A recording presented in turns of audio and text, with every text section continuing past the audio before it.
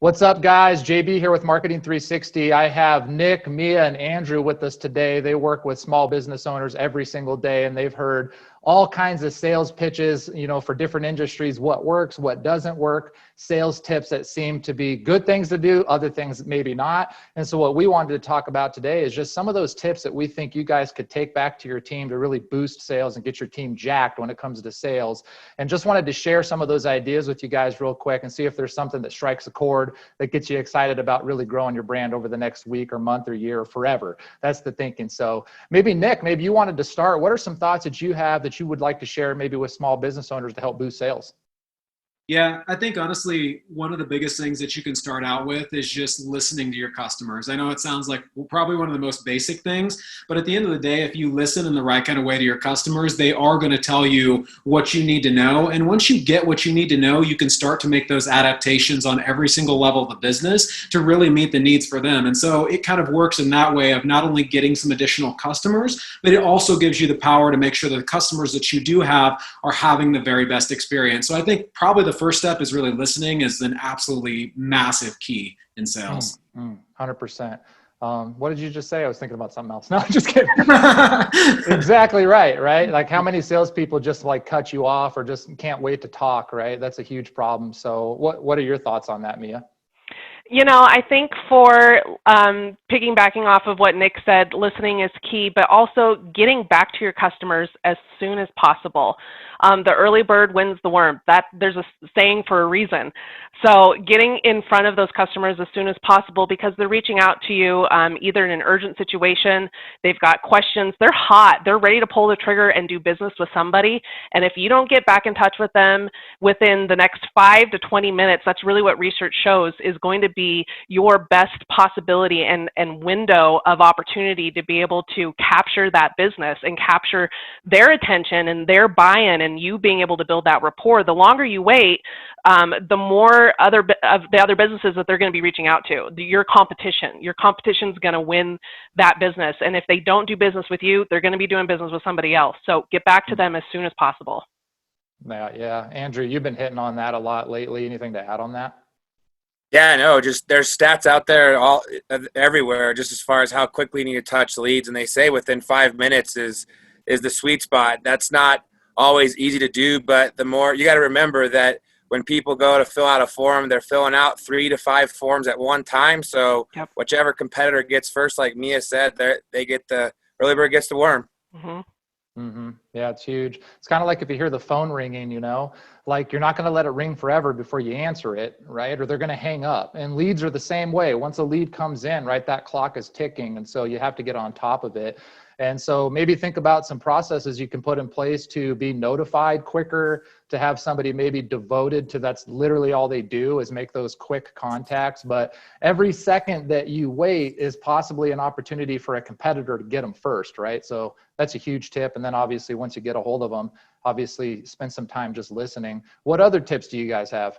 I'd say it's not about you, it's about your customer. So, a lot of times what we find is people pitch their product. It's product. And if that's all you're focused on, you're in trouble. A lot of companies do that. And so you got to figure out a way to differentiate. And it's all about your customer. It kind of goes in line with Nick and Mia said. It's about listening. It's about understanding what the true problems are of that customer. What are their pains? What are their personal pains? What are the impacts on the business? And then once you understand those, linking your product and showing the benefit of how you can solve that for the customer.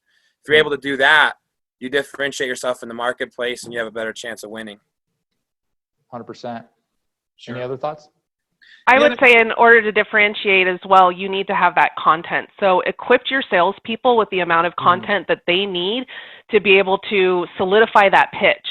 I mean, it's digital marketing. That's a hard thing to sell in and of itself. It's not a tangible thing. And so if your business has some tangible things for people to be able to touch and feel, or even look at and review, then get that content together. Give your salespeople the tools that they need to be able to solidify the message that your brand and your business is trying to put out there. So that's all in content. You need videos, you need infographics, you need the articles to support your cause, you need those case studies. So give your salespeople those tools. Right. Yeah, and I think along those lines too, just exactly what you're saying, having the right kind of technology is super important. And a good example of that is I was speaking the other day to a roofer, and he said, my process is totally different from all these other roofers who like want to get all these metrics and they want to go back to the office and they sit down and they put all these different things in a program and they look at all these different numbers and then they talk to vendors, and it's a super prolonged program. And during that space, that client is reaching out to other people. They're getting other quotes who are getting to them faster, and they're choosing somebody else. And so right there, he literally has a full program set up where they can enter it right there. They can get the person pricing right there, and they can even go through the entire transaction, get them into the next steps, as well as like talking with the insurance companies and solidifying everything like right on the spot. So it just helps to eliminate that time gap so they can actually move forward with the process, opposed to leaving a space where that person has a chance to reach out to all the other people that are looking for that business as well. No, it's a good point. And that makes me think of really the follow-up cadence, right? How important is that? How many small businesses do you see that, kind of fail in that area? They make one or two calls and kind of give up. Andrew, what are your thoughts on the follow-up cadence and how often you should be following up? Yeah, it's huge. I mean, just give you an example for us, our average contacts to close is 20. So when you think about that, that's quite a bit. And there's a lot of people that give up too often. And you got to remember this: when you get a no, it's just a no for now. That doesn't mean it's a no forever. So always remember that. You got to work both your front end of your pipeline and the back end of your pipeline, because the back end will always come to fruition at some point. You got to remember, sales is about events. So if an event pops up and you're following up and you're the person there, guess what? You get the deal. Yep. Absolutely. Yeah. I mean, my dad always says, embrace the no, right? And he has a ton of sales experience, and it's just about trying to get to that no quicker. And I think a lot of times we're just trying to sell, but we should just, how easy would it be just to ask them, hey, what do I have to do to earn your business? And shut up. Let them tell you. They reached out to you for a reason. They want to do business with somebody. So just, what do I have to do? Why don't you just tell me? And then I could be like, yeah, done, right? But we try to talk the whole time and sell them, and that's where we lose deals. What else, Mia? What have you heard? I mean, you've consulted thousands of businesses at this point over the years. What are some things that you've heard that either are good or maybe not good, like common mistakes that you see? I would say some common mistakes kind of piggybacks off of what Andrew Salazar was just saying, is that a lot of salespeople give up too soon. They get that no and they stop after one or two no's. But the average consumer will say no to a purchase about 5 to 7 times before they actually say yes. And so for a salesperson to go beyond the first 5 to 7 no's to finally get to that yes is really what divides your amateur salespeople from your elite. And so I would say stay on it. Stay on it until you actually get a full-on stop, and keep following up, because timing could be everything. I really think that a lot of times salespeople don't look for those windows of opportunity when you are, like you mentioned, JB, just asking them, like, how close am I to being able to do business with you? What do I need to do to earn your business? Here at Madwire, we do a lot of scaling questions too. So from like, say, 1 to 10, JB, if this is all sounding good to you and it was a 10, you wanted to pull the trigger today versus a 1 where I'm completely off the map here, what number would you give me in everything that we've presented today?